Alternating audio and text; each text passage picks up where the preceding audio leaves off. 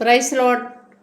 கர்த்தருக்கு மகிமை உண்டதாக. சாலமோனே ஆண்டவர் பெரியவனாக்குனாங்க. அதை பற்றி நம்ம தியானிக்கலாம். 2 நாளாகமோ 1:1 சொல்லப்படுகிறது. சாலமோனே கர்த்தர் பெரியவனாக்குனாருன்னு சொல்லிட்டு கர்த்தர் அவனோடு இருந்து அவனை மிகவும் பெரியவனாக்குனாங்கன்னு சொல்லி பார்க்குறார். கர்த்தர் அவனோடு இருந்தாங்க. அதுக்கு சாலமோன் என்னென்ன பண்ணாங்கன்னு சொல்லி நான் பார்க்கலாம். கர்த்தரிடத்தில் அவன் மிகவும் அன்பு கூர்ந்தான். முதலாவதே அன்பு கூர்ந்தார். 1 ராஜாக்கள் 3:3 கர்த்தரிடத்தில் அவன் மிகவும் அன்பு கூர்ந்தாங்க. 2வதாக கர்த்தருக்கு முன்பாக அவன் தன்னை தாழ்த்தினாங்கன்னு சொல்லி பார்க்கலாம். 1 ராஜாக்கள் 3:7 பார்க்கும்போது கர்த்தருக்கு முன்னால் மிகவும் அவனை தாழ்த்தினாங்க. என்ன சொன்னாங்க? போக்கும் வரவும் அறியாத சிறு பிள்ளையாக இருக்கிறேன்னு சொல்லி தன்னை தாழ்த்தினாங்க. ராஜாவாயிருந்தும் அப்படியெல்லாம் கர்த்தரிடத்தில் அவன் சொன்னாங்கன்னு. அடுத்ததாக 3வதாக கர்த்தர் பெட்டிக்கு முன்னாலே அவன் நின்னாங்கன்னு சொல்லி பார்க்குறான்.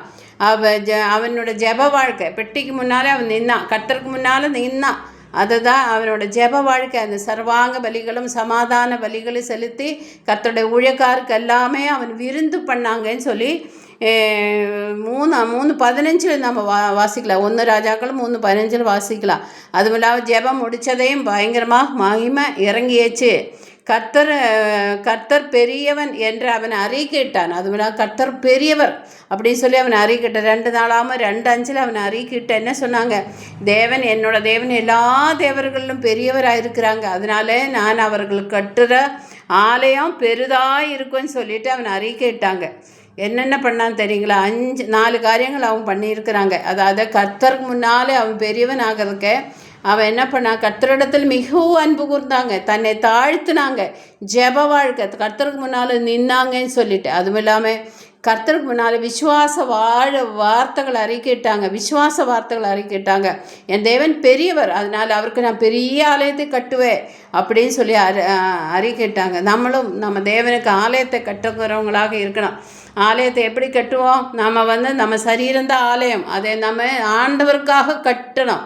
ஆண்டவருக்காக நம்ம ஒவ்வொரு உறுப்புகளும் அவயவங்களும் ஒவ்வொரு நம்ம சரீரத்தில் உள்ள எல்லா பாகங்களும் கர்த்தருக்கு மகிமை உண்டாக நாம் பரிசுத்தமாக ஆண்டவருக்காக அது கட்டி எழுப்பணும். பரிசுத்தமாக காத்துக்கொள்ளணும், பரிசுத்தமாக நடக்கணும். நம்மளுடைய ஒவ்வொரு அவயவங்களும் கர்த்தரை துதிக்கும்படாக, அதாவது என்னோட சர்வ அந்தரங்களுமே கர்த்தரே ஸ்துதி அவர் சோத்திரிங்க. என் மனமே என் ஆத்மாவே கர்த்தரே சோத்திரி. அவர் செய்த உபகாரங்கள் ஒன்றும் மறக்காது, அவரை துதிக்கணும். அவர் ஆத்மாக்கிட்ட சொல்லி நம்ம அவர் எல்லாம் கர்த்தருக்காக நம்மளை ஒருமுகப்படுத்தி அவருக்காக நம்மளை அர்ப்பணிக்கும் போது கர்த்தர் நம்மளையும் பெரியவங்களாக்குவாங்க. ஆமீன்.